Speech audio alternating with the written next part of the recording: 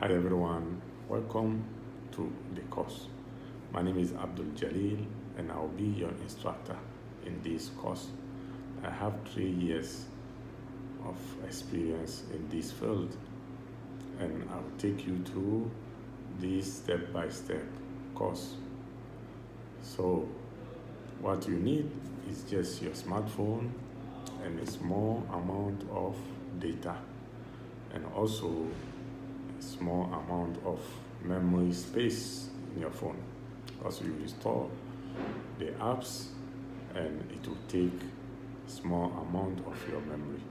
So if you don't have memory space, clear everything and install these apps I will be mentioning in the course.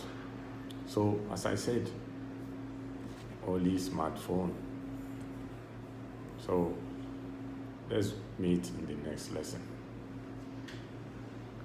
Earlier, in this lesson, I'll show you the apps you use for the animation. Go to your Google and type Plotagon.com. So if you come to Plotagon.com, you'll see